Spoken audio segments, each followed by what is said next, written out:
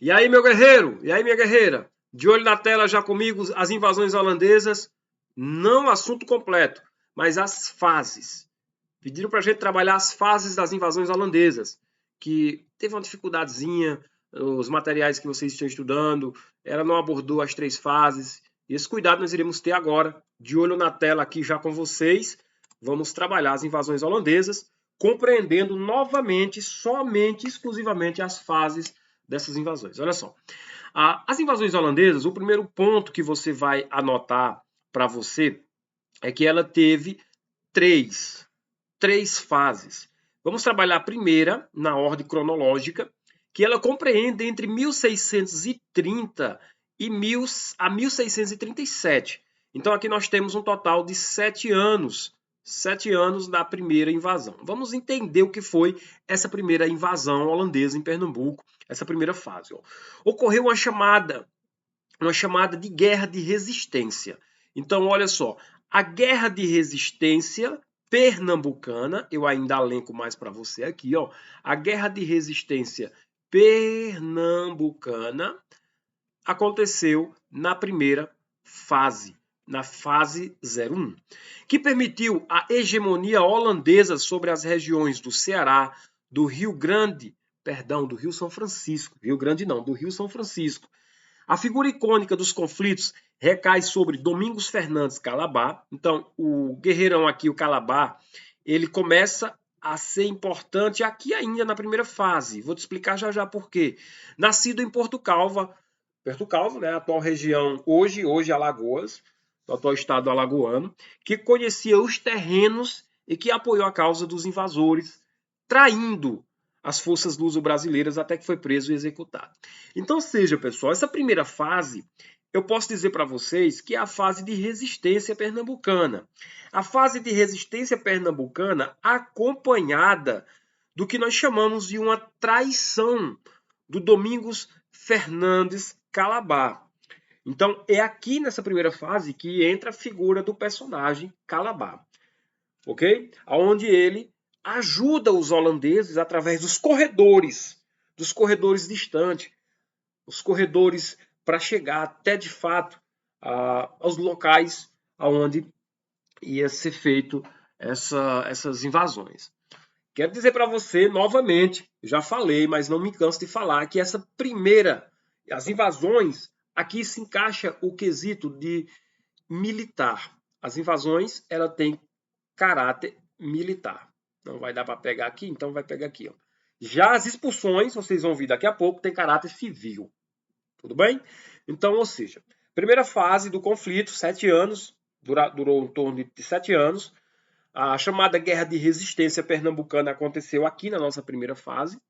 Temos que, dentro dessa questão, os holandeses teve a permissão de uma hegemonia sobre as regiões do Ceará e do Rio São Francisco, ou seja, hegemonia.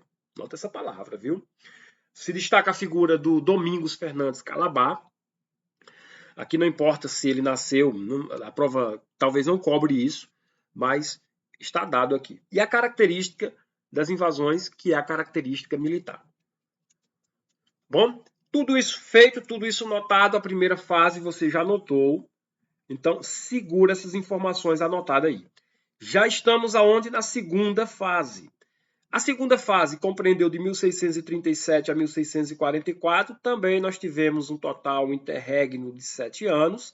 E ela é marcada por um relativo desenvolvimento. Olha aí, gente, ó. Relativo desenvolvimento e incentivo à produção do açúcar por intermédio do conde e príncipe holandês Maurício de Nassau. Então, essa fase 02, ou a segunda fase, ela já marca um relativo desenvolvimento, aonde a figura do Maurício de Nassau, ele incentivou a produção de um produto. Que produto é esse, professor? O açúcar. Voltando ainda aqui na primeira fase, eu não posso deixar de me esquecer que o Domingos Fernandes Calabar, ele é tido como um traidor pelos pernambucanos. É tão provável que nos livros ele nem costuma aparecer. Nem costuma aparecer por conta da passagem dele, que não é importante, é uma passagem de traição, digamos assim, certo? Então, olhando esse ponto, olhando essa base, o Calabar, eu, como professor, digo que ele fez o certo. Ele fez o certo ajudar os holandeses a chegar até aqui. Só o Estado reconheceu como traidor. Por que o Calabar fez certo? Veja cá com nós.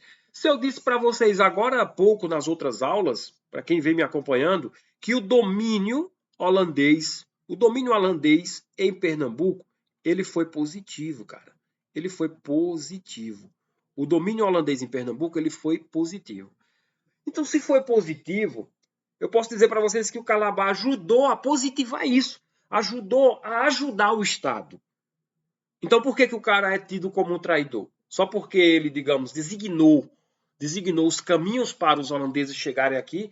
Talvez se ele não tivesse designado os caminhos para os holandeses chegarem aqui e ter esse domínio positivo, será se os holandeses teriam chegado mesmo assim? É uma incógnita. Então, para mim, para o professor Adriano, o Domingos Fernandes Calabar não é um traidor. Ele apenas auxiliou quem? Auxiliou os holandeses a chegar aqui. Ele é tido como traidor por parte dos portugueses que não interessava a presença holandesa aqui, cara. Então, se ele é traidor, é para os portugueses, mas não para os brasileiros. Então, para nós pernambucanos, para nós brasileiros, já que o domínio foi positivo, ele não era para ser tido como um traidor. Show? Então, voltando aqui para a segunda fase, ó. Um relativo desenvolvimento e incentivo à produção açucareira encontrada aqui, através de quem? Do príncipe Maurício de Nassau. Ó, suas medidas políticas resultaram em uma relação de vínculo com a política local. Então, houve um vínculo com a política local, comprando antigos engenhos abandonados e incentivando a produção de quê? Do açúcar. O período de Nassau foi o de maior desenvolvimento e tolerância, inclusive, aos católicos e judeus. Eu bato nessa tecla aqui, gente, ó, tolerância. Essa palavra tolerância em prova, cara. Eles gostam de enfeitar, eles gostam de enganar vocês, dizendo que foi um período de intolerância religiosa por conta dos holandeses já ter a sua religião definida lá do país de origem. Então, ó, tolerância inclusive aos católicos e judeus. Agora preste bem atenção. Essa tolerância aos cultos católicos e os demais aqui era de forma velada, era de forma maquiada, de forma escondida. Não era aquilo aberto em praça pública, certo? Então, olha só as características da segunda fase que você vai anotar agora nas palavras do professor Adriano. Um relativo desenvolvimento e incentivo à produção açucareira, essa segunda fase ofereceu, através da pessoa do Maurício de Nassau. Também nós temos resultados em relação a vínculos com a política local. Ele estabeleceu vínculos com a política local, aonde ele teve a possibilidade de comprar antigos engenhos abandonados que estavam caídos e transformado esses engenhos assim em êxito, dando êxito a esses engenhos. Ele incentivou bastante a produção agrícola, é visível aqui nessa segunda fase. E o período do Nassau, do conde holandês, o príncipe, né, foi o de maior desenvolvimento. E lembrando, um dos pontos que mais é cobrado, que eu mais vi em prova, foi a questão da tolerância religiosa. E já expliquei para vocês aqui que a tolerância era dada. Aí muitos que estudam através de leitura entendem que essa tolerância é qualquer coisa. Não, não é qualquer coisa. A tolerância foi feita através de documentação. E essa documentação dizia que era velada para os católicos e judeus. A religião oficial ficou na religião holandesa, não era a religião católica, já que ela estava sendo permitida de forma velada. Vamos entender aqui melhor ainda mais um pouco. Olha só. O judaísmo foi permitido e a arquitetura de Olinda e Recife fortemente marcada por influências judaicas. Vejam só as influências judaicas em Recife e Olinda. Das reformas feitas na cidade de Recife, permitiram que fosse elevada a capital da capitania. A grande recepção de artistas intelectuais foi uma das marcas de Nassau. Então, o cara ele investiu na recepção artístico-cultural pernambucana. Por conta de desentendimentos com a Companhia das Índias Ocidentais, Nassau voltou à Europa em 1600 1644. Veja só, gente. Então, você está vendo já aqui, eu já te passei aqui de cara. O que, professor? Já te passei de cara a Companhia das Índias, que esteve presente aqui, ó. Desentendimento com a Companhia das Índias Ocidentais. Até fiz nas minhas aulas o bizu. Tá vendo esse O? De Olinda. Certo? Tá vendo esse C? De capital. Até então, quando eles chegaram aqui, a capital de Recife, perdão, a capital de Recife não, a capital pernambucana era Olinda.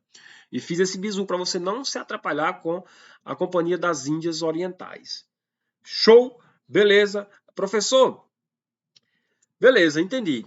Show. Entendi que foi nesse período, o período de punjância, do período nassoviano em Pernambuco, na segunda fase, é o período êxtase mesmo, é o período que teve brilhos em relação à presença nassoviana aqui.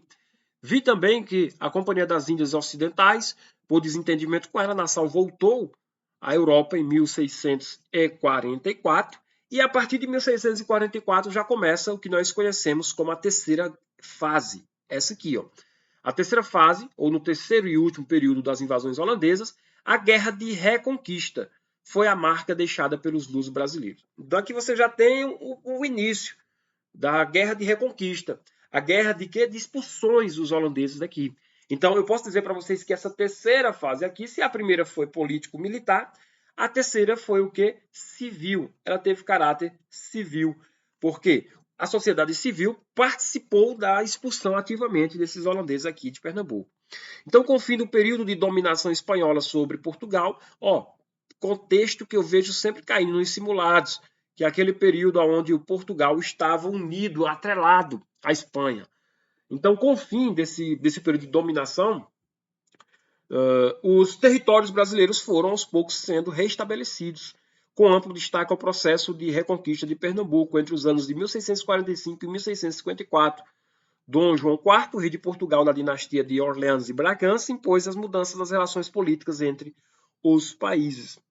Então, essa terceira fase é a terceira fase de expulsão, a terceira fase de caráter civil, a terceira fase da cisão entre os espanhóis e Portugal, onde nós não temos mais aquela união, a União Ibérica. Lembra lá desse período? Nós não temos mais essa união. Então, cisa-se aqui com isso os territórios que antes o Portugal já tinha sobre posse, que foi invadido, ou que foram invadidos pelos, um exemplo, Pernambuco, Brasil, que foi invadido pelos holandeses, começa a ser reestruturados. Então, a saída, posso dizer para você que essa terceira fase, ela foi negativa. Ela foi negativa para o Pernambuco. Negativa, porque foi a fase de quê? De expulsões. Negativa. Já sendo a primeira fase, lá em cima, vamos voltar lá, dar um paliativo aqui maior, foi positiva. Positiva. Tá vendo? Só as contradições, né? Então, é isso. Falei aqui das 3 fases para os guerreiros e para as minhas guerreiras. 3 fases estas que não podem ser negligenciadas, não podem ser negligenciadas.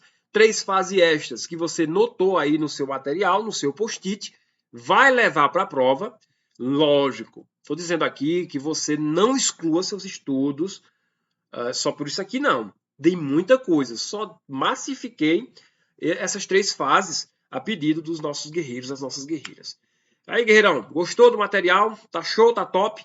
Pois é, qualquer dúvida é só chamar no zap do professor que está aqui na descrição. Força, guerreiros, estamos juntos, até a próxima!